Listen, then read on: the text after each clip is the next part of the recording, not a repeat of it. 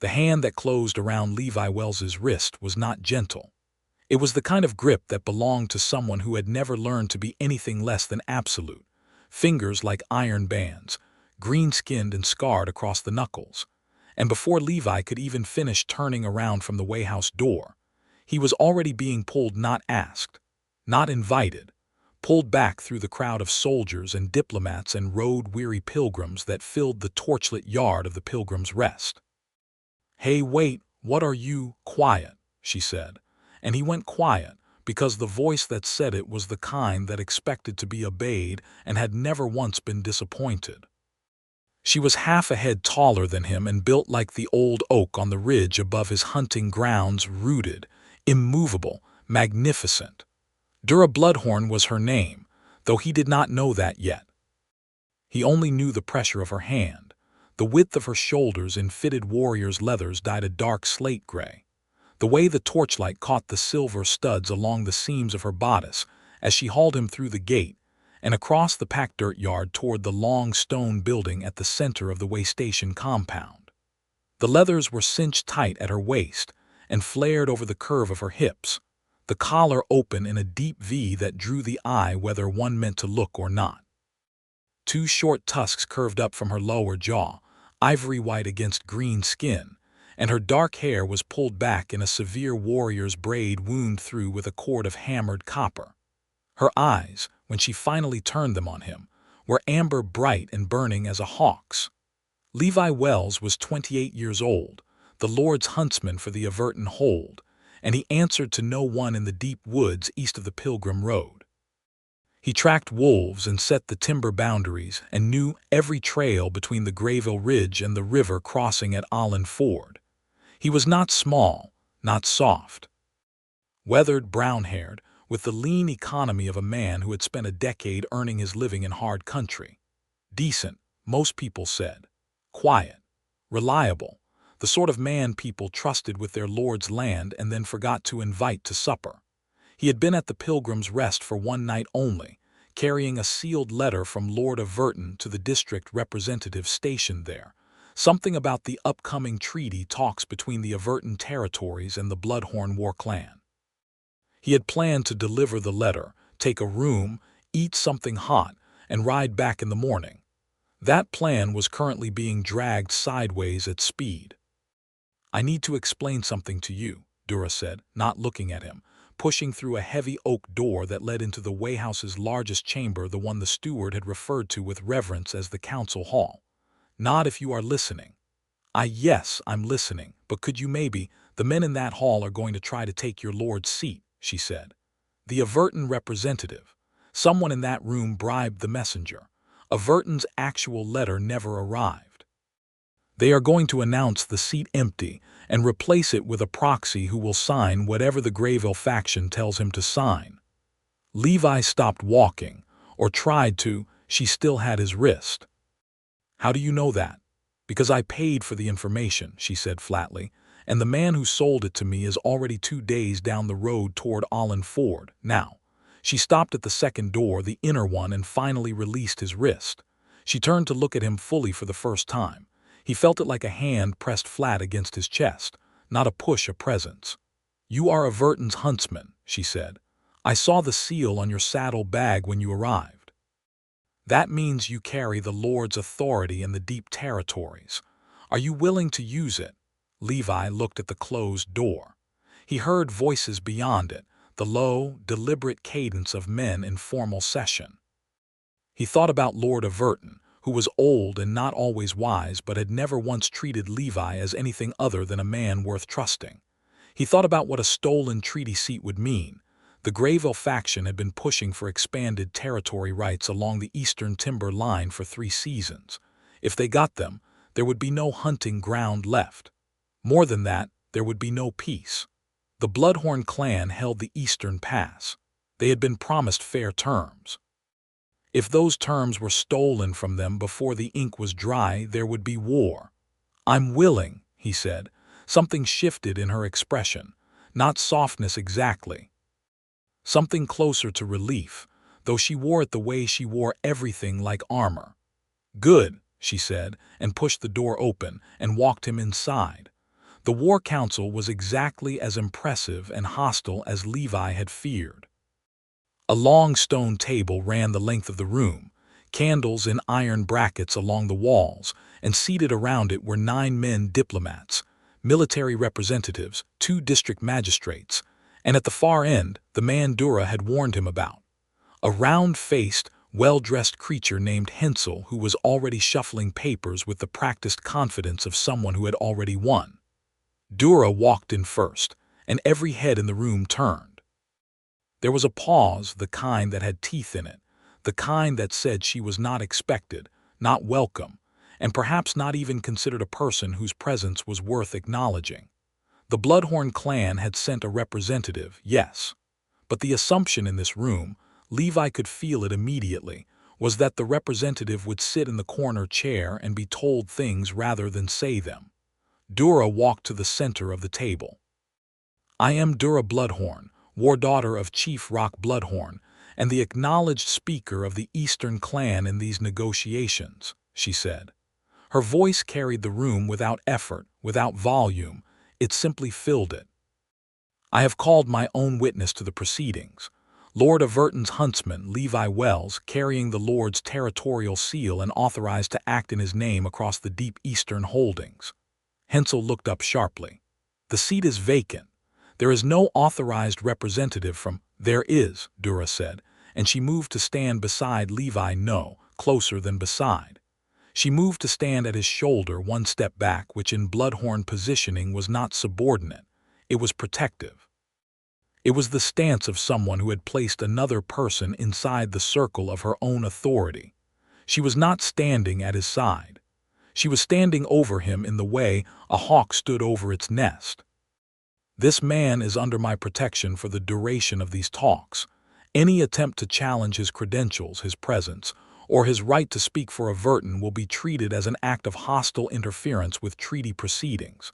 Is that clear?" The room was so quiet Levi could hear the candle flames hissing.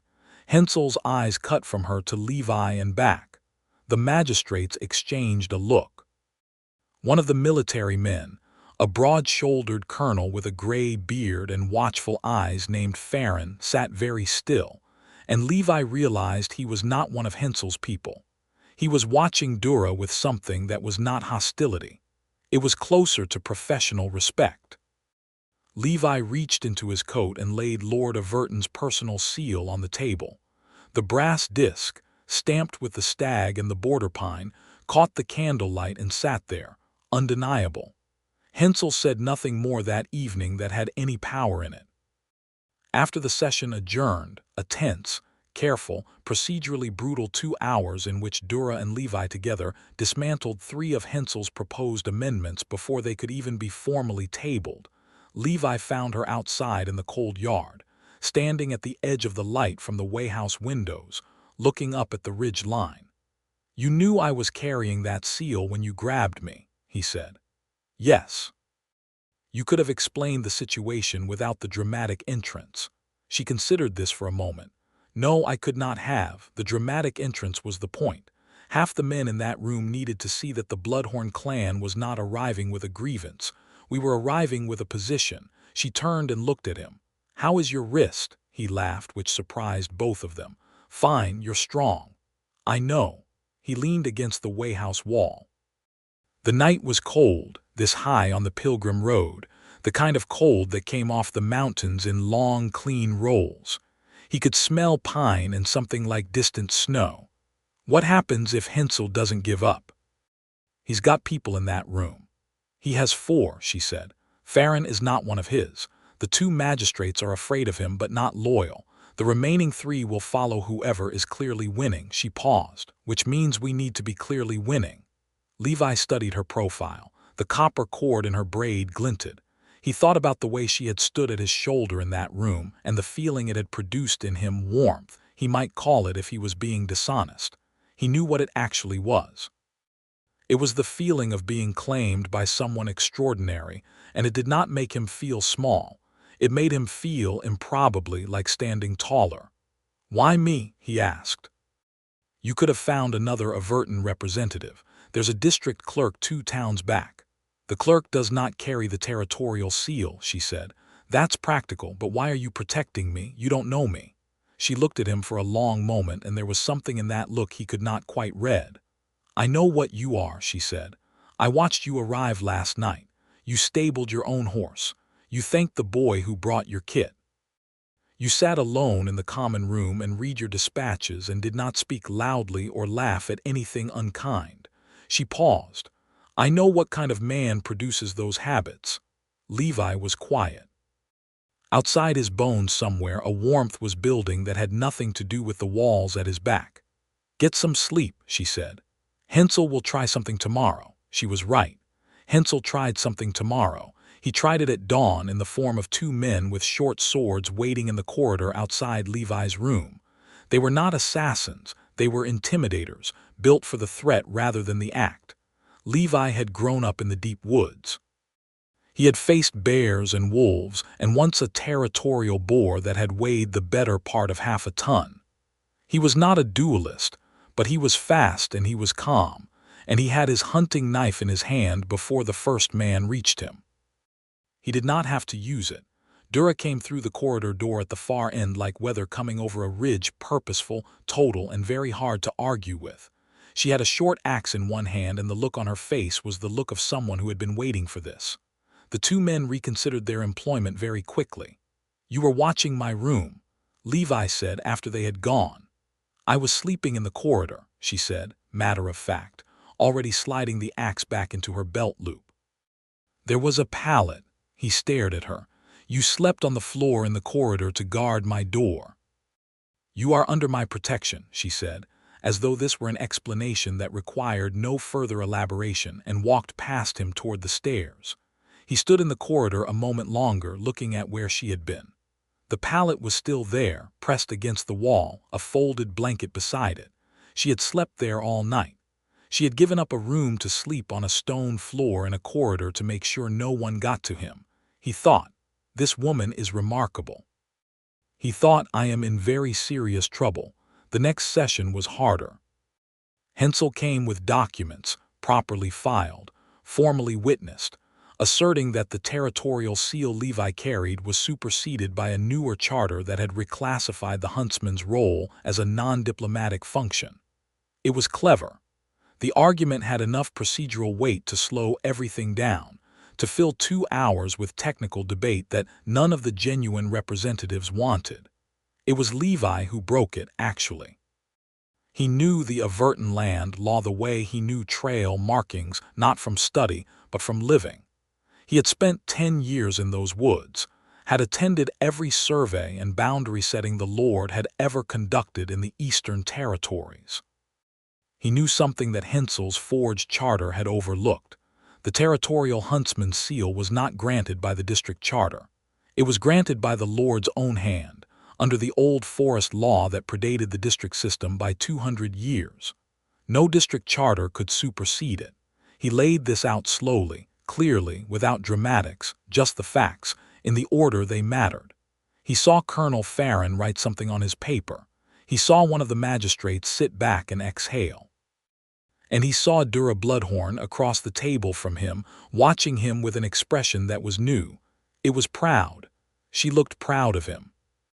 She looked at him the way he imagined someone looked at a person they had chosen correctly, and the discovery that they had been right was better than they had anticipated. He had to look away from it. It was too much to hold while also making a legal argument. Hensel's challenge collapsed by mid-morning. The forged charter was impounded. 2 of his 4 allies quietly changed sides.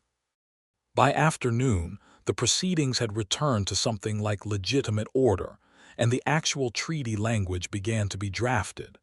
That evening, for the first time since arriving, Levi ate a proper meal.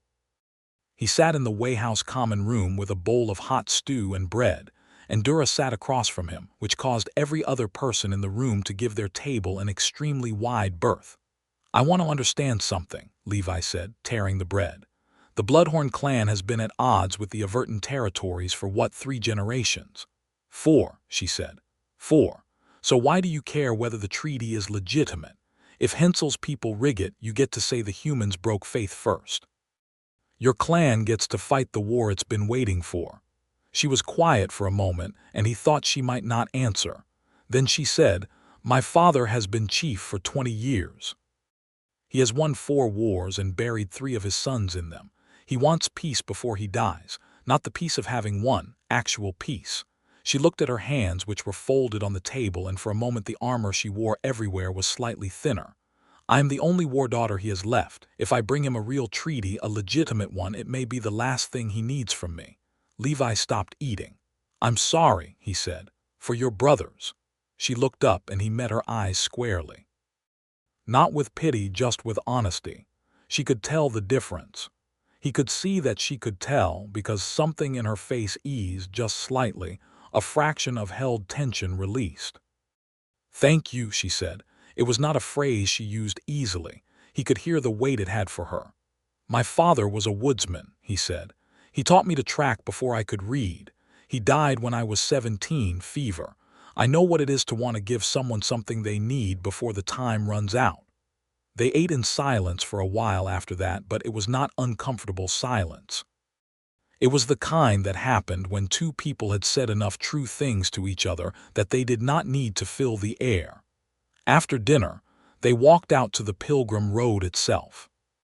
The road was an ancient thing, this stretch of it cobbled with flat gray stones worn smooth by centuries of feet, lined on either side with small shrines and alcoves cut into the rock faces. Travelers left offerings there: coins, dried flowers, carved tokens, folded prayers written on scraps of leather. Lanterns burned in some of the alcoves, all fed and tended by the wayhouse, so the road at night had this wavering amber quality, warm and strange, like walking through a cathedral that had been left outside. Dura looked at the shrines as they walked. "Your people leave these everywhere.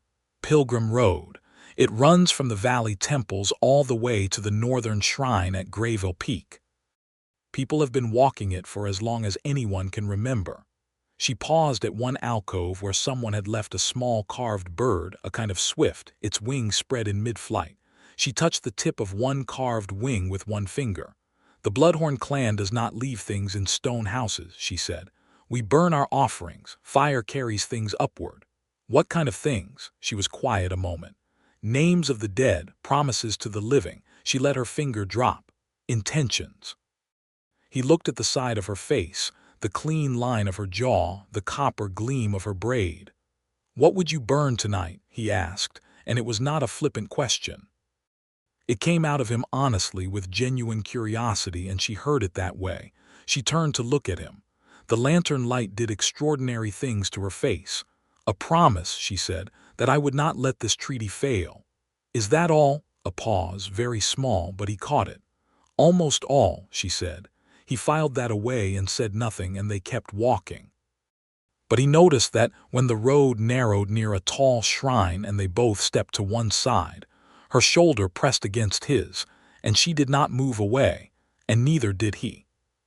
The 3rd day of negotiations went smoothly enough that Levi had time to worry about what came after. The treaty language was being finalized: border rights along the eastern timber line, trading access through the mountain pass, a mutual accord on raiding disputes. It was good language, honest language. It would hold if no one interfered. The trouble was that Hensel, stripped of his procedural attacks, had not left. He was still at the wayhouse, still taking meetings in private, still wearing the expression of a man who had not yet played his best card. Colonel Farron pulled Levi aside during the midday break. He was a careful man, Farron, the kind who had survived a long career by knowing which way the wind was blowing and adjusting early. "Whatever you and the Bloodhorn woman have done to hold this thing together," he said quietly, "it won't survive the next 3 days if Hensel gets word to the Grayville garrison. He sent a rider. I'd expect a response by nightfall on day 5. "What kind of response?" "Armed interruption. Nothing traceable. A raid on the wayhouse bandits officially. These things happen on pilgrim roads." Levi thanked him and went to find Dura. She was at the back of the wayhouse grounds, near the stable, going through her weapons in the methodical way of someone who had been taught to maintain readiness as early as she had been taught to breathe. A short spear leaned against the wall beside her. She had the short axe across her knees, running a whetstone along the blade edge with steady, even strokes. He told her what Farron had said. She kept moving the stone. How many riders in the garrison? Grayville garrison runs 60, I think. He won't send all of them, too visible. A raiding party big enough to be deniable 15, 20. We have 4 people I would trust in a fight, she said. Farron's escort, which is 8, myself, and you. I'm a huntsman, not a soldier. She looked up at him. You track, you read terrain, and you can be quiet in a forest. That's better than a soldier. She paused. There is a ridge above the Wayhouse, east side. Whoever comes from the Grayville garrison will come from the west road, but they will send scouts first. If we know when the scouts pass, we have time to prepare. He nodded slowly. I can track them. I can watch the west approach from the ridge and come back with enough warning to organize the defense. She set the whetstone down and looked at him, really looked at him, the full weight of her attention. You don't have to do this, she said. This is not your war. It's my lord's treaty. And he stopped. And she asked quietly. He looked at her steadily. And it matters to you, so it matters to me. He said it plainly, without performance, and it landed exactly as plainly as he intended, and he watched the effect of it move across her face like a front of weather. She was not unmoved. She was the opposite of unmoved. She was holding very still the way someone did when they were moved and did not quite know what to do with it yet. Go, she said. Track. Come back before dark. He went.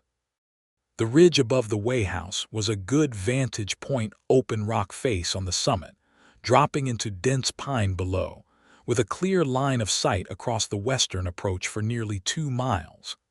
Levi settled in among the rocks in the late afternoon light and watched. He had learned patience the way he had learned everything useful, from necessity slowly until it became part of him. He could hold still in a forest for 4 hours without his mind fraying. He waited and watched, and as the sun touched the ridge tops he saw them, 3 riders on the west road, moving carefully, not at speed. Scouts, as Dura had predicted. They circled the Wayhouse approach at a distance, noted the walls, the gate, the stable. One of them made a mark on something, a paper or a piece of leather. Then they turned back west. Levi counted them, noted their horses, the direction of their retreat, the pace. He went back down the ridge with that information organized in his head and laid it out for Dura in the Wayhouse yard, clean and clear. They counted exits, she said when he finished. They'll come at the smaller gate on the north side, less torchlight. That's what I thought too. Day 5, as Farron predicted. We have 2 nights. She nodded once, the decision made. I will organize the defense with Farron's escort. You will take the ridge watch both nights. She paused and then, without ceremony, Thank you, Levi. His name in her mouth was something he had not been prepared for. She said it the way she said everything, fully, without hedging, as though the word deserved all the space it was given. You're welcome, Dura, he said, and her name felt like the right thing to be saying, like something that had always been in the language and he had only just learned to pronounce it correctly. That night, the night before day 4, was the night she came to the common room late, after the fire had burned down to coals and most of the other occupants had gone to bed. Levi was the only one still there, sitting with a cup of something warm and a map of the Eastern Territory spread out on the table, because he could not sleep, and the map was something to think about. She came and sat across from him without asking, which by now felt natural, and looked at the map. Is that the timber line? She asked, pointing at the eastern border. Yes, this is where the forest law starts. Beyond this point no settlement, no clearing without the Lord's charter. She traced the line with her finger. This is the edge of our raiding ground. He looked up. She met his eyes. The corner of her mouth moved, not quite a smile, an acknowledgement. She agreed. She looked at the map for a while and then she looked at him. Can I ask you something? You can ask me anything. You said you answer to no one in the deep woods, she said. Is that a good feeling, having a place that is entirely yours? He thought about the question seriously. Yes and no, he said finally. The woods are mine in the sense that I know them better than anyone, every trail, every water source, every den. but he paused, honest, because he was always honest when someone asked him something that mattered. There's nobody to come home to. You know everything you know, and there is no one to tell it to. The deep woods are beautiful, and they are also very, very quiet. She did not look away. The clan camp is the opposite, she said. Never quiet, never empty, but also, she stopped. Also lonely, he said. She looked at him as though he had named something she had not expected anyone to recognize. Yes, she said. Then, how did you know that? Because you're the chief's war daughter, which means everyone around you needs something from you, and nobody is going to sit across a map from you at midnight and ask what you actually want. The fire popped. The coals shifted. She watched him, and he let her watch. What do I want? She asked, and it was not entirely a question for him. It was one she was asking herself, but she was asking it in front of him, which meant something. I don't know, he said, but I'd like to. That landed, and she let it. She did not deflect or sharpen. She simply looked at him for a long moment and then said, Day 5 is going to be hard. Yes, he agreed. I want to know what you want too, she said. After this is done. He held her gaze. After this is done, he said, I would like to take a walk with you on the Pilgrim Road and not have anything that needed resolving. She was quiet for a moment. Then, I would like that. It was not a declaration. It was a door, open a crack, and both of them had looked through it at something that was beginning to be real. The fourth day of negotiations produced the final treaty draft, which was signed by the legitimate representatives, witnessed by Farron and the two magistrates, and sealed. It was done. Whatever happened next, the document existed. Hensel watched the sealing ceremony with an expression like curdled milk. After the session, he found Levi in the yard and said very quietly so that no one else could hear, The Bloodhorn woman is using you. You understand that. You are a seal she needed and nothing more. Levi looked at him for a moment. He thought about the pallet in the corridor. He thought about the way she had said his name. He thought about a midnight map and a question asked honestly. I'm not worried about that, he said, and walked away. Hensel tried to follow but stopped when Dura materialized from the stable entrance, axe at her hip, looking at him with approximately the expression of a storm deciding whether to commit. He walked the other direction. Day 5 arrived the way trouble always did in Levi's experience, quietly at first, and then all at once. The raid hit the north gate just past midnight. He was already on the wall when it started. He had kept his watch on the ridge until he heard the horses on the approach and then come back fast, dropping down through the pine in the dark by feel, the way he had learned to move in the forest at night. He hit the yard running and had the gate watch doubled before the first sound of hooves reached the outer wall. Then they were there. Not 15 or 20, more like 25. Men on horseback with crossbows and short swords, no insignia, no torches. The north gate held on the first push because Levi had organized a brace using the wagon from the stable yard, wedged against the latch. The second push cracked one of the hinges. He dropped from the wall into the yard and found Dura there, already fighting. 2 of the men had come over the wall on ropes, and she was dealing with them in a way that suggested she had been profoundly looking forward to it. The short axe in her right hand, a long knife in her left, moving through the close quarters with a fluency that was almost frightening. She was not reckless. She was controlled, precise, absolute. Every movement had economy, every counter had a destination. Levi put himself at her back. He had his hunting knife and the short bow he always carried, and in close quarters the bow was not ideal. But he had 4 arrows in the next 30 seconds, and all 4 of them went to the men coming over the wall, which bought time. Then the bow was slung and the knife was out, and they were back to back in the middle of the yard with the gate groaning behind them and Farron's escort fighting on the wall above. North brace is not going to hold, he said. I know, she said. Stable wall east side has a blind spot from the approach. If we can get the treaty signatories into the stable, already done, she said. Farron moved them 3 minutes ago. I told him the plan before dark. Of course she had. Of course she had already thought 3 moves ahead. Then we just need to hold the yard. Just, she said, with a dry ferocity that was somehow also warmth, and then someone came at her from the left and she turned into it with the axe. It lasted 40 minutes, all of it. By the end, the Grayville Raiders had decided the cost was too high, 4 of their number down, the rest facing Dura Bloodhorn in the middle of an open yard, and Farron's escort was coming off the wall now in force. They retreated. One of them shouted something at Dura as they went, something ugly in the Grayville dialect that Levi did not catch. She did not respond to it. She watched them go. When the yard was quiet, Levi turned and looked at her in the torchlight. She had a cut across her left forearm, not deep but bleeding steadily. He went to her without asking, tore a strip from the hem of his shirt and wrapped it.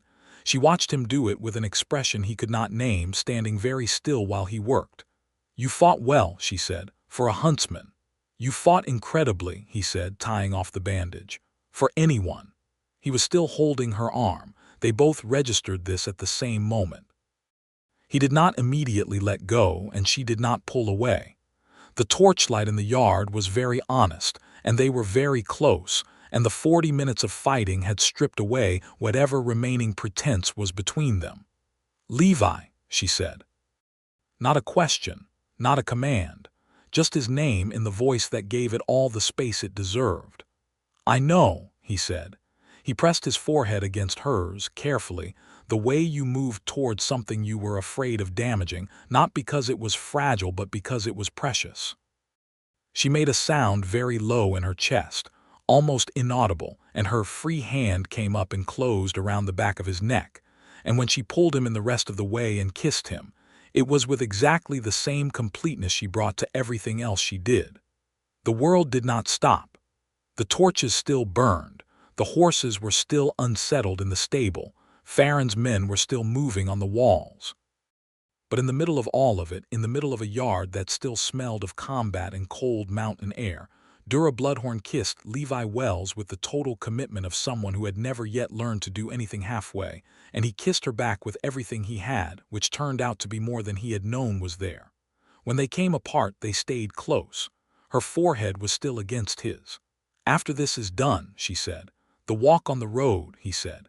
"Yes," she said. "That." After the raid, the morning brought Colonel Farron, who had spent the night documenting the attackers' equipment and tracing the insignia on the crossbow bolts back to the Grayville Garrison Armory. The evidence was formal and clean, and it went into the official record of the treaty proceedings. Hensel, who had not left the Way House during the raid and whose whereabouts during the violence were conspicuously peaceful, found himself the subject of a formal investigation by the district magistrates before the sun was fully up. He tried one last thing. He went to the council hall and called an emergency session, claiming that the treaty signing had been conducted under duress, that the raid had been organized by the Bloodhorn clan as a pressure tactic, and that the entire proceedings were tainted. It was, Levi had to admit, a bold move. Wrong, manipulative, and desperate, but bold. Dura's response was to walk into the council hall with Levi at her side, lay the treaty document and Farron's evidence report on the table at the same time, and say, "We have a signed treaty, a documented raid by Grayville Garrison forces on a protected diplomatic way house, and a room full of witnesses to all of it.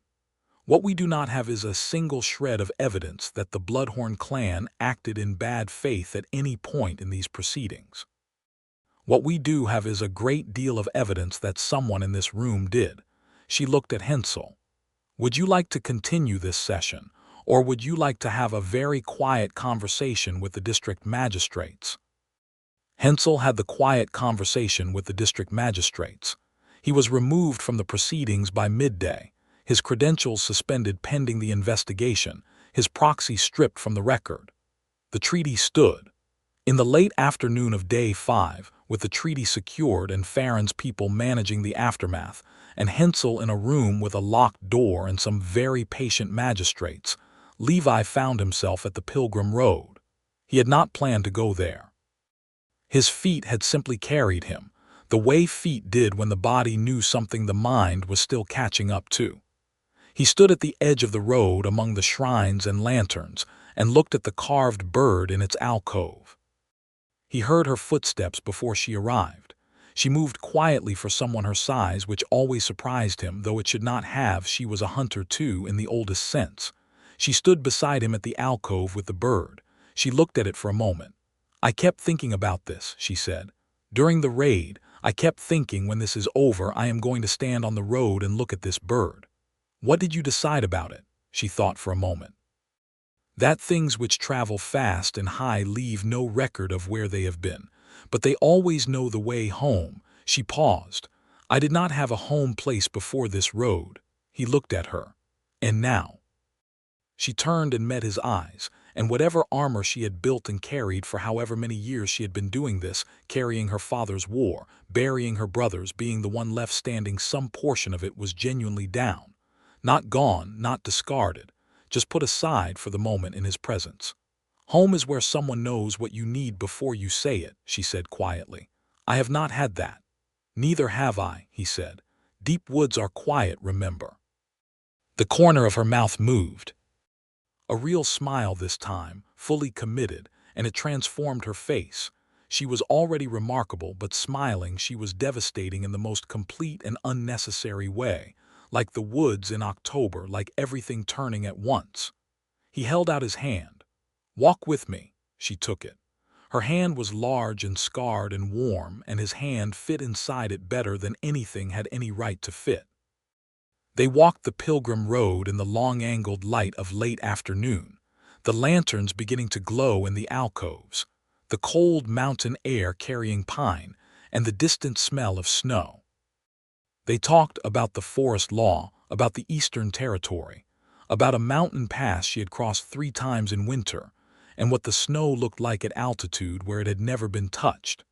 He told her about the first wolf he had tracked, how he had spent 4 days following it and never seen it, only its prints and the places where it had stopped to rest, and how at the end of the 4 days he had understood it completely, the shape of its life laid out in the snow like a letter.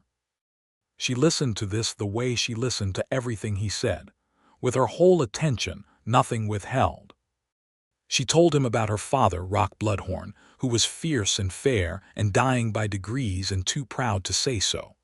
She told him about her brothers, not with grief now, but with the precision of someone who had already done the hard work of grief and was now at the stage of remembering clearly. She told him about being a war daughter, what that meant in the Bloodhorn clan, not a weapon but a voice. The one who went where the chief could not, who spoke when the chief was silent, who carried the will of the clan into rooms where the clan was not welcome. "Like a war council full of men who didn't want you there," Levi said. "Yes," she said. "Like that." "You were extraordinary in there," he said. "All 3 days, the way you held the room. I've seen Lord Averton address his full council, and he has a third of your command." She squeezed his hand. "You were not nothing in there either," she said. "The forest law argument was—" She paused as though looking for the word. "It was elegant. You made it look very simple. Simple things done well are the hardest kind." He thought about what Hensel had said, that she was using him, that he was only a seal. He found, walking here on the road with her hand in his, that he had never believed it for a moment. He had known something from the first corridor, from the first grip on his wrist, that whatever she was doing it with both eyes fully open, and so was he. "What happens when you go back to your father?" he asked. She was quiet for a few steps. "I bring him the treaty. He will be glad, and then—" She paused. "He will want to know what I want. He has been asking me that for a year. He knows I am not a woman who wants to lead the clan. He has younger cousins for that. He wants to know what I want for myself." And she stopped walking. He stopped too, and they turned to face each other on the road, lanterns burning on both sides of them, the mountains ahead and the valley below, the sky going from blue to copper to the deep and early dark of high altitude. "I think I am looking at it," she said. Simple, direct, total. He was not a complicated man. He did not dress things in more words than they needed. He stepped forward, took her face in his hands. She was taller slightly, and he was looking up, which suited him completely, and kissed her in the middle of the pilgrim road with the shrine lanterns burning and the mountains watching. She kissed him back, and she kissed him the way she was. Large, certain, warm, fiercely gentle, exactly as strong as she was, which was stronger than anything he had ever been held by, and it was not too much. It was precisely enough. They walked back to the way house in the early dark, not talking, her hand in his. Dura stayed at the way house for 3 more days while Farron completed his report and the magistrates formally closed the Hensel investigation. Levi should have ridden back to Averton Hold on day 2. He did not ride back. He sent a letter ahead explaining that the treaty proceedings had required his extended presence, which was true enough, and he stayed. They fell into an easy rhythm in those 3 days that surprised him with its naturalness. They took meals together. They walked the road each evening. In the mornings, he helped with whatever she needed done. There was always something, a document to be reviewed, a Bloodhorn clan runner who arrived with messages from Rock that needed translating through a mix of Orc script and trade tongue, a tense conversation with one of the remaining diplomats that required someone with a quiet, steady presence. He was that. He was good at being that. In the afternoons, she sometimes came to the stable where he worked with his horse, checking the tack and the shoes and the saddlebags, and she would sit on the fence rail and watch. She did not always talk. Sometimes she just sat and he worked, and it was the most comfortable silence he had ever inhabited. On the second of those 3 days, something happened that he had not anticipated. A second Bloodhorn representative arrived, sent by Rock to escort Dura home. His name was Gret, and he was young, 20 or so, built like a battering ram, and the way he looked at Dura made his intentions toward her entirely clear. He was not subtle about it. He brought her a gift, a short sword with a hammered silver hilt, which was an Orc courtship gesture of fairly serious weight, and presented it in the weighhouse yard while Levi was coming back from the stable. Levi stopped. He watched Dura look at the sword and look at Gret, and the thing that moved through him was something he had not let himself feel clearly until that moment. A hot, specific, uncomplicated jealousy. Not the wounded kind. The kind that came from caring enough to be afraid of losing. He stayed where he was and did not intervene. That was not his place. She was not his to defend in this way. She was Dura Bloodhorn, and she could speak for herself. She handed the sword back. Gret looked confused, then argumentative. She said something to him in the low, level voice she used when she was explaining something for the first and only time. He argued again. She said one more thing, and the specific look on her face when she said it was decisive was too small a word for it. Gret left the yard. He did not leave the weighhouse, but he left the yard. Dura turned and saw Levi standing by the stable gate. She crossed the yard to him. She stopped very close. "You are going to ask me what I said to him," she said. "No," Levi said. "I'm not." She searched his face. "Why not?" "Because it's not my business what you say to other men. I have no claim on you." Something moved in her expression, and then, without warning, she stepped forward and grabbed the front of his coat, not rough but absolutely definite, and she kissed him in the middle of the stable yard with complete authority. When she stepped back, she looked him in the eye. "You have more claim than you think," she said. "And I told him I was not interested in courtship gifts because my interest is already given. Does that answer your question that you did not ask?" He breathed. "Yes," he said, "that answers it." "Good," she said, and went back inside. He leaned against the gate post for a moment. His coat front was slightly rumpled where she had grabbed it. He smoothed it and smiled, alone in the yard, which was very possibly the most contented he had been in years. That evening, sitting by the fire in the common room after the last of the diplomats and witnesses had retired, she said, "Come to the clan camp." He looked at her. "What? Come with me when I bring the treaty to my father. Come."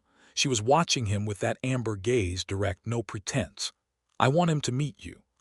She paused. "I want to bring something home that is mine. That I chose." Levi thought about the deep woods, which would be there when he came back. He thought about the empty quiet of them, and the letter to Lord Averton already sent, and the road ahead. "I would be honored," he said, and he meant it. On the morning of departure, as the horses were being readied in the yard, Colonel Farron found him. "You are going to the Bloodhorn clan camp," Farron said, not quite a question. "Yes." As her Farron paused, choosing the word carefully. "Companion." "Yes." Farron was quiet for a moment. He was not a prejudiced man, Levi had gathered, or if he had been once, he had been cured of it by a long career. "I want you to know," Farron said slowly, "that what you two did in this hall together is the reason that treaty exists. That is worth remembering, whoever makes noise about it." Levi nodded. "Thank you, Colonel." "And she is," Farron stopped again. "She is not what I expected. She is considerably more than what I expected." "Yes," Levi said, and looked across the yard where Dura was speaking to Gret with the expressionless authority of a woman managing a subordinate she found tedious. "She is." The road to the Bloodhorn clan camp took 4 days on horseback, cutting east off the Pilgrim Road and into the hill country, through oak scrub and then pine, then up into rougher terrain where the trails were narrow and the rock faces caught the morning light. Gret rode ahead, silent, martyred. Dura rode beside Levi. They talked for those 4 days with the particular freedom of people who had moved past needing to impress each other. She told him about the camp, the clan structure, the traditions, her father's inner council and which of them she respected, and which she merely tolerated. He told her about the deep woods, about tracking technique, about the time he had followed a family of wild cats for 2 weeks just to see where they went, about the kind of patience required to be still long enough for the world to move around you. She listened to all of it and asked questions that showed she had heard every word, not the polite questions of someone waiting for their turn, but the real questions of someone building a picture. On the 3rd night, they camped at the base of the hill country climb. Gret made a point of setting his bedroll between them and the fire. Dura moved her bedroll to the other side of the fire with a thoroughness that left no ambiguity, and Levi moved his near hers, and Gret spent the night fuming in the dark alone, which was precisely what he had earned. Under the stars, wrapped in traveling blankets and lying close enough that their shoulders touched, Dura said quietly, "When we get to the camp, my father's council will have opinions about you." "I imagine they will," Levi said. "Some of them will say that bringing a human to the camp is a weakness, that it undermines my standing, that you are," she paused, "a distraction. What do you say?" "I say that a woman who fears what other people think of her choices is not a woman capable of making them." She paused. "But I want you to be prepared. Some of them will not be kind to you." He turned his head to look at her profile in the starlight. "Have you ever seen me back down from a room full of people who didn't want me there?" She turned her head. They were close, faces tilted toward each other. "No," she said, "I have not." "Then you know I'll be fine." She looked at him. In the dark, her amber eyes caught some remote light, starlight or the last coals of the fire, and held it. "I have not brought anyone home before," she said. "I want you to understand what it means that I am bringing you." "Tell me," he said. "In the Bloodhorn tradition," she said carefully, "when a war daughter brings someone to stand before the chief and say, 'This is mine, I choose this. This is who I stand beside,' it is not a casual thing. It is a declaration." She paused. "You do not have to stand before him. You can wait outside the camp if you prefer. I will understand." He thought about this for exactly as long as it took to recognize the answer. "I'm not waiting outside anything," he said. She was quiet for a moment. Then she did something he had not expected.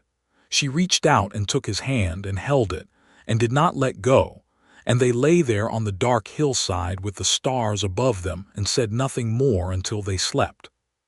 The Bloodhorn clan camp was set in a high valley, a wide bowl of land ringed by stone ridges, with the camp laid out in careful order.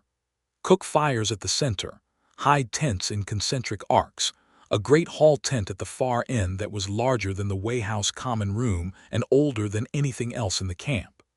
Standards flew from the ridgepoles. The Bloodhorn clan standard was a red field with a white horn, and it snapped in the mountain wind. Levi rode in beside Dura and felt the weight of a great many eyes. The camp was populated and active warriors, craftspeople, elders, the full machinery of a clan in its home territory, and every set of eyes that tracked them was making calculations. He kept his posture easy, his hands visible, his face neutral without being blank. He had walked into Lord Averton's full court as a simple huntsman before. He knew how to be present in a room that was not built for him. Dura rode straight through the camp to the chief's hall tent without stopping to acknowledge any of the stairs. She dismounted at the entrance and Levi dismounted beside her.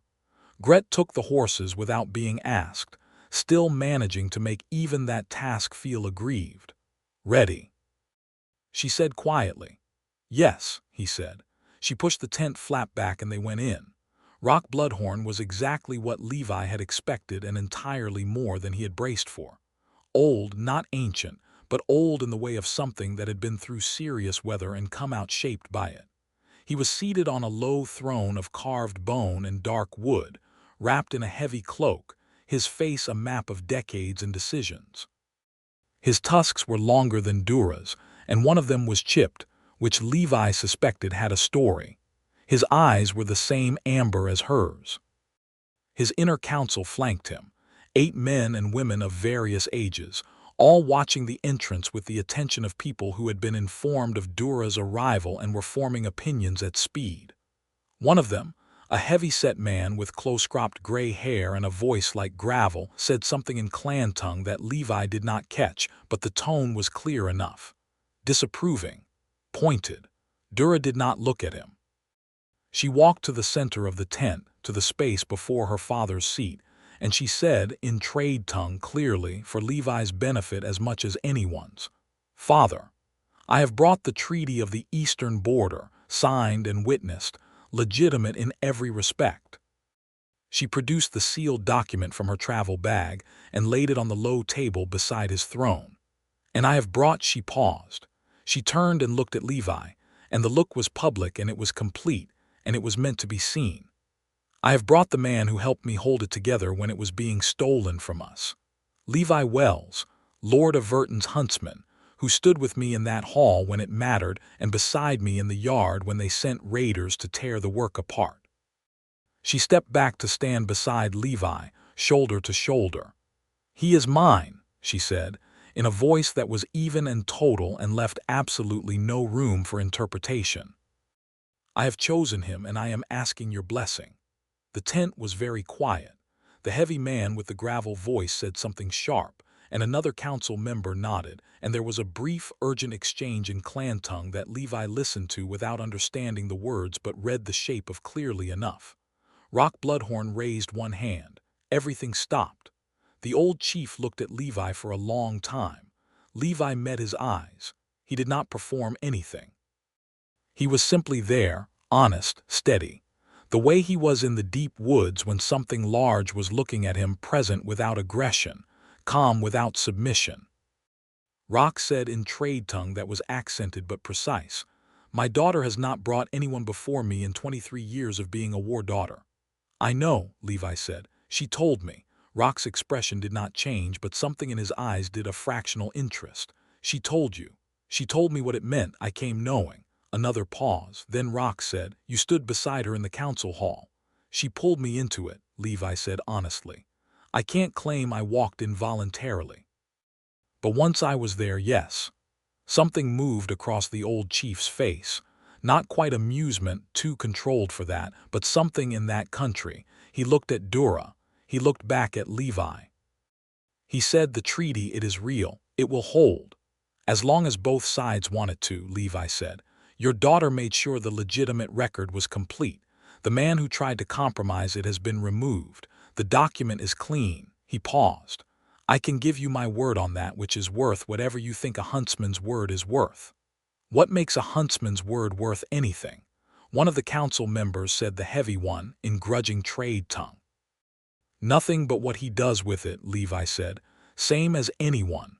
Rock was quiet for a moment. Then he made a sound that was not disapproving, something else. He looked at the treaty document. He looked at Dura.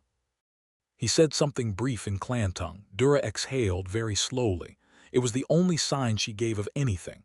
She turned to Levi and said quietly, "He says you have a face he trusts, which from him is not nothing." Rock spoke again, directly to Levi this time in trade tongue. "She has never chosen anything small, you should know that."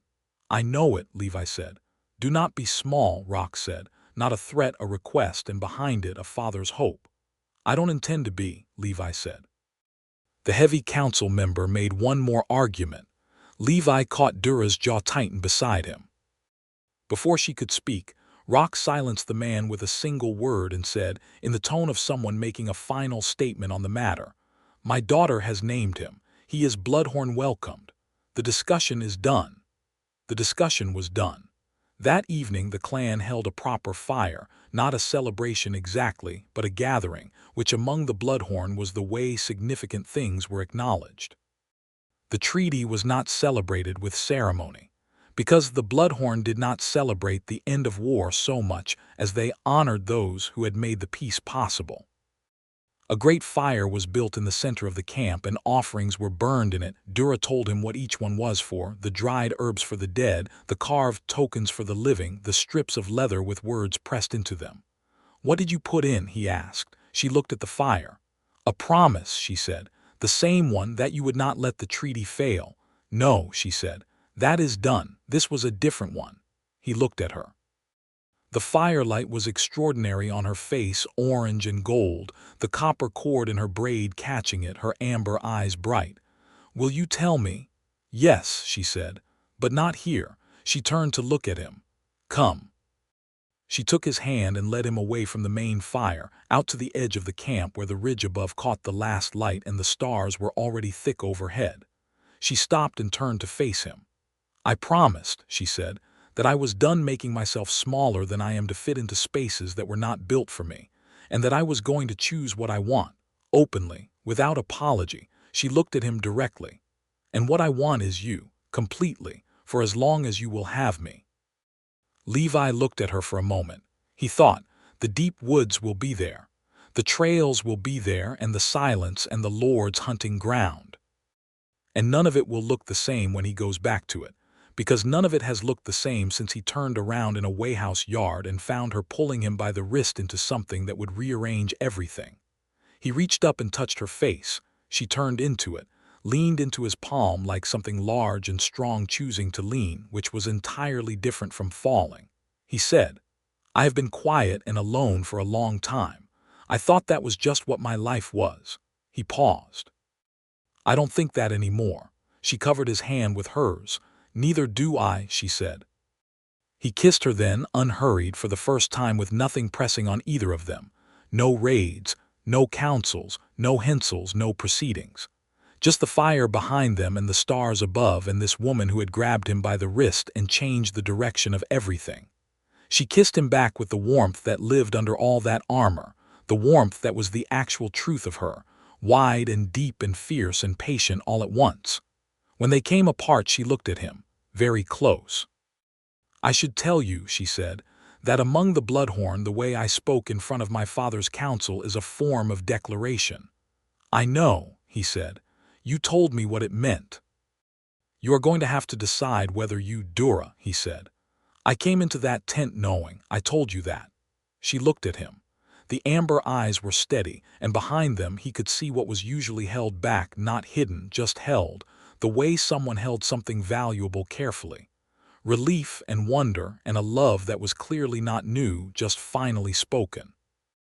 "Good," she said, and held him. And he held her. And on the ridge above the Bloodhorn camp, the mountain dark was quiet and clean and very full of stars. The weeks that followed were not simple, because nothing worth having was. Levi sent word to Lord Averton explaining, as plainly as he could, the full situation, the treaty, his role in it, and Dura. Averton's reply took 10 days to arrive by courier and was characteristically direct. The Lord thanked him for the service, confirmed his position was held, and noted that the seal had apparently been well used. He said nothing about Dura other than to convey his personal compliments to the Bloodhorn representative. It was, Levi thought, almost certainly the most diplomatically careful letter Averton had ever composed, and he was grateful for it. The heavy council member, who whose name was Bruck, continued to be a problem in the measured way of men who had lost an argument and were unwilling to admit it. He made his opinions known through pointed silences and loaded looks, and the occasional remark that required Levi to choose between responding and not responding. He consistently chose not responding, because he had learned long ago that the best answer to someone who wanted a fight was to not give them one, and then go about his business. Dura noticed. She said nothing and let him handle it, because she understood, as he understood when she had dealt with Hensel, that some things were a person's own to manage. The moment that settled it was not dramatic. Levi was in the camp's outer territory one morning, checking a string of the clan's territorial markers, because the chief had asked him to report on the eastern marker positions for the border survey, and he had gone methodically through everyone and come back with a clean, accurate report. Bruck had been present when he gave it, and what Bruck could not refute, and eventually could not pretend to ignore, was the simple competence of the thing. A man who made himself useful in the ways that actually mattered to the people around him was very hard to dismiss. That was not strategy on Levi's part. It was just what he did. Bruck at the end of the report said nothing, but he stopped making remarks. Dura found Levi after and said, "He respects you now." "No," Levi said. "He stopped actively disrespecting me. That's a start." She laughed. It was a sound like the woods in early spring, sudden and full and honest. He loved it every time. Dura Bloodhorn opened the treaty formally at the end of the second week. He gathered the clan and read the key provisions aloud, in clan tongue, and then had them translated for the record by Dura. He was old and tired, and there was a quality to his attention that afternoon that Levi recognized from the way certain light fell in the forest just before dark, a late, low, clear light that made everything precise. After the gathering, when the clan dispersed and Rock remained at the fire with only a few, he called Levi over. They sat together without Dura, which she had arranged, stepping away with a discretion that was its own kind of trust. Rock said, "Tell me about the deep woods." Averton's territory. And Levi told him, honestly, the way he had told Dura by the map at midnight. The trails, the water sources, the wolf populations, the old forest that had never been cut. The way it looked in November when the light came down at an angle through bare branches. The way it was in May when the undergrowth came back and the birds were loud at dawn. Rock listened. He asked questions. They were the questions of someone who had known the land his whole life and could recognize what it meant when someone else did too. At the end, the old chief said, "She will want to keep you." A statement, not a question. "I intend to be kept," Levi said.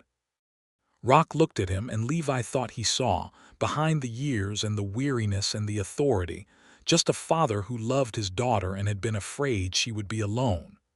"Good," Rock said, and that was all.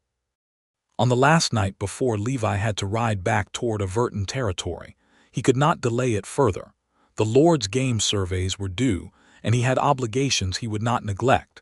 Because that was who he was, they sat together outside the camp's edge, at the base of the ridge, and made the kind of plans that were not small. She would finish the border survey with the clan's cartographer. She would attend the formal treaty ratification at the Grayville District Hall in 6 weeks. He would be there. He would talk to Lord Averton about a formal role, not replacing his work in the deep woods, but extending it, incorporating the eastern boundary work that the treaty now required. Territory that touched Bloodhorn land would need someone who knew both sides of the line. After the ratification, she would come to the deep woods. She wanted to see it. She wanted to see the place he had described by firelight and on a midnight map and on the Pilgrim Road, the place that had been his whole world and that he now wanted to show her. "You will show me the wolf trails," she said. "I will show you everything," he said. She leaned against his shoulder and he leaned back. The two of them fitted together with the ease of something that had taken no time at all to feel essential. "I am not going to be a quiet person to be with," she said. "I should tell you that." He smiled at the dark. "I know I spent 10 years being very quiet. I think I've had enough of it. I will take up a great deal of space," she said, In your life, in your house, in your— She paused. I take up space. Good, he said. My house has too much of it. She looked up at him and smiled, the full smile, the devastating one. This is not what I thought would happen when I needed an Averton representative. What did you think would happen? I thought I would find a clerk, she said. Someone I could manage, someone useful for the proceedings and no particular challenge beyond them. She paused. You are a great deal of challenge beyond them. Is that good? It is wonderful, she said. Insufferably, completely wonderful. He kissed her temple and she turned her face up, and he kissed her properly, and they stayed at the foot of the ridge until the stars wheeled a quarter turn overhead and it was time to go back. The morning of his departure, the full camp seemed to know. He said goodbye to Rock, who clasped his forearm in the Bloodhorn way, wrist to wrist, a grip that meant I have weighed you and found you solid. He said a polite and genuine farewell to Bruck, who returned it with a brief nod that was more than it appeared. He spoke to several of the other clan members, whose attitudes toward him had shifted as the weeks passed from suspicion through curiosity to a kind of cautious regard. Gret, pointedly, was not in the yard.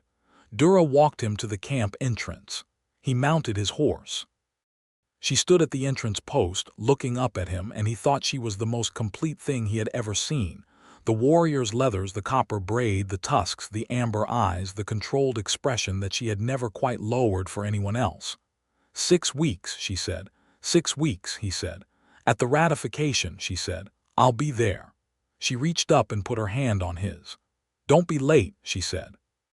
I cannot drag you into another council hall if you are not there. He laughed. He covered her hand with his other one, leaned down and kissed her. I'll be early, he said. She stepped back. He rode. He looked back once. She was still standing at the entrance, watching him go, absolutely still, and the camp behind her and the ridge above her and the sky above that, and she was the most remarkable thing in all of it. The ratification ceremony at Grayville District Hall was everything the treaty proceedings at the Pilgrim's Rest had not been. Formal, staged, attended by the official representatives of 6 territories and 2 clans, and mercifully free of Hensel, who was still in the custody of the district magistrates pending charges. Colonel Farron was there, which pleased Levi. 2 of the magistrates from the Pilgrim's Rest were there, which pleased him further. Lord Averton had come in person, which surprised him entirely. The old lord, who rarely left his hall, had made the journey with a small escort, and when he greeted Levi in the receiving hall, he gripped his hand firmly and said, "You did well, Wells." The forest law argument alone was worth the letter. Levi had been waiting in the district halls receiving room for half an hour when the outer doors opened and Dura walked in. She walked in the way she always walked into rooms, as though she had every right to be there, which she did, and was mildly interested in who would notice. She had not changed her outfit, the same fitted slate-gray warrior's leathers, the same copper cord in her braid, the same silver studs catching the torchlight. But she had added something, a thin circlet of hammered copper around her upper arm, a clan mark that Levi had learned meant in Bloodhorn tradition, something close to the word spoken for. It was new. She had not been wearing it at the camp. She found him across the room, immediately amber eyes direct, and crossed to him without stopping for anyone. "You are early," she said. "I said I would be." "Yes," she said, and there was a smile behind the neutrality of it that he could read now the way he read trail signs. "You did say that." The ratification itself was 2 hours of formal procedure. Dura and Lord Averton were the principal signatories for their respective factions, which produced an interesting tableau.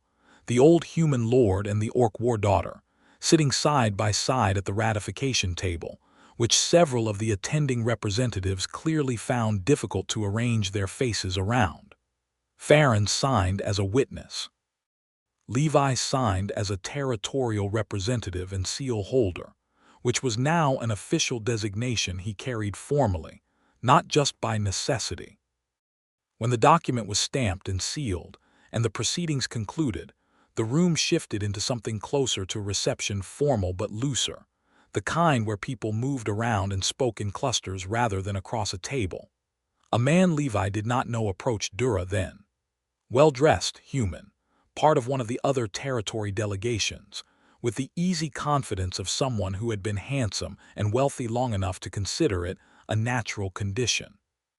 He introduced himself with a great deal of charm and the very clear implication that he was interested in knowing her better, in that particular way that had nothing to do with the treaty and everything to do with how she looked across a candle-lit room.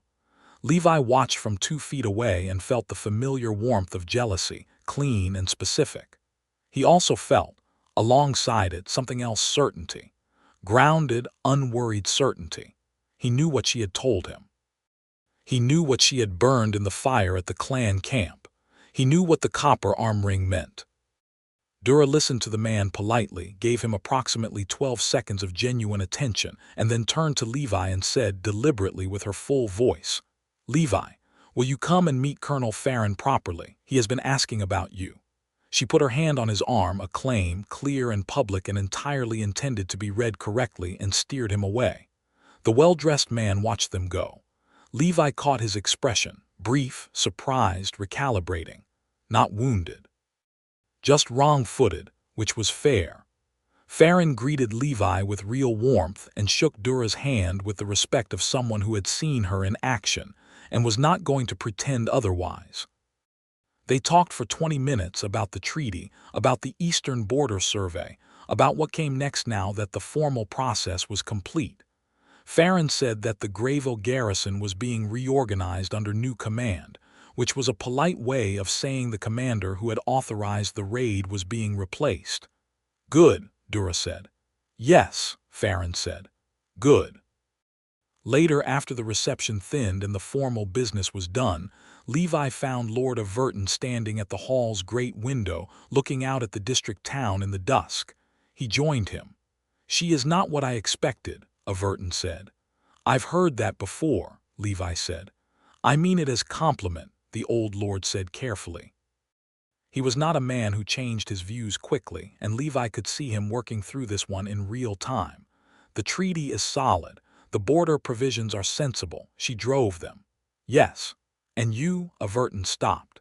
He turned and looked at Levi with the directness of someone who had run a territory for 40 years and had learned that the simplest language was usually the most useful. "Are you going to stay at your post?" "Yes," Levi said. "And I would like to discuss formalizing the eastern boundary role. The treaty requires oversight at the Bloodhorn border, someone who knows both sides of the line." Averton was quiet for a moment. "That would keep you in the deep woods." "Yes." "And bring the Bloodhorn representative into Averton territory." "On occasion," Levi said. Another silence. Then the old lord said, "Draw up what you need. I'll look at it." He turned back to the window. "She would not be the strangest thing this territory has seen, and peace is not the worst trade." Levi thanked him and went back into the room. Dura was waiting near the exit with the patient stillness of someone who had decided the proceedings were complete and was simply waiting for the relevant person to catch up. She looked at him as he approached. "Done," she said. "Done," she nodded. "Then let us go somewhere that is not a hall." They went out into the district town, which was quiet at this hour, the main street lit by shop lanterns and a few torches, the sounds of the evening settling in. They walked side by side, unhurried, their breath misting in the cold. They ended up at the edge of the town where the road ran out to the eastern territory, the direction of Averton's deep woods, the direction of the Pilgrim Road behind them and the Bloodhorn Mountains to the north. It was a crossroads in the literal sense, the stone marker in the center indicating distances in each direction. Dura looked at the marker, he looked at her. "I want to come to your woods," she said. "I know, I want to take you." She turned. They were standing close and the crossroads was quiet and the town was behind them. She said, "My father will not be chief much longer. When he steps down, the clan will need to decide the next chief. It will not be me, I have told you this." "Yes." "Which means after that my obligations shift. I will still be clan, I will still carry the Bloodhorn name." But she paused. "I could be something else at the same time, in the same life." He reached up and touched the copper arm ring on her bicep. "Is this what I think it is?" he asked. She looked at his hand on the ring. "Among my people," she said, "there is no grand ceremony for choosing a partner. The war daughter of the Bloodhorn does not need a ceremony. She makes a declaration." She paused. "The ring is worn when the declaration has been made and the intent is clear." Another pause. "I put it on the morning I came here today." He looked at the ring and then at her.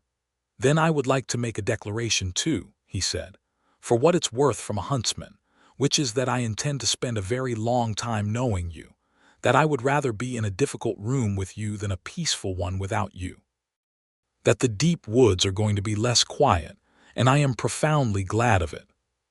She was looking at him the way she had looked at him in the council hall when he had made the forest law argument, proud and pleased and certain. "Yes," she said. "Yes," he said. "Yes to all of it." He was smiling. "Good." She grabbed the front of his coat the way she had in the stable yard at the Pilgrim's Rest, absolutely deliberate, and she kissed him at the crossroads with the town at their backs and the territory road ahead and the cold night air around them. He kissed her back with everything he had given her every time before and a little more besides, because there was always more when it came to her. He was beginning to understand that the way of forest was never actually fully mapped no matter how many times you walked it. From somewhere behind them, there was the sound of the ratification party beginning to thin out of the district hall, voices, boot steps, the clink of tack. People were emerging. Dura did not stop kissing him. He did not stop kissing her. Some of those people would see them, the Bloodhorn war daughter and the Lord's huntsman, standing at the crossroads of the Grayville district in plain sight, kissing with the total authority of two people who had decided the opinions of a room were not relevant to what they were doing. The people who had tried to keep the treaty from happening, who had sent riders to Hensel and raiding parties to the Way House and procedural challenges to the council hall, were gone now.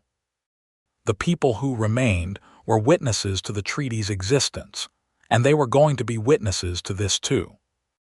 When they finally came apart, she looked at him with the amber eyes that had first found him in a Wayhouse yard and decided he was worth grabbing. "Come home with me," she said, "not the clan camp." She meant what she had said at the fire, the place where someone knew what you needed before you said it, the place neither of them had had before and both of them had now. "Yes," he said, without hesitation. She took his hand. They walked together into the eastern road, toward the deep woods and the long seasons ahead, and behind them the crowd at the district hall was watching, and none of it mattered even slightly. He was her huntsman, and she was his war daughter, and they had walked into enough hard rooms together to know that whatever came next they would walk into it the same way, shoulder to shoulder, certain, chosen, fiercely and entirely whole.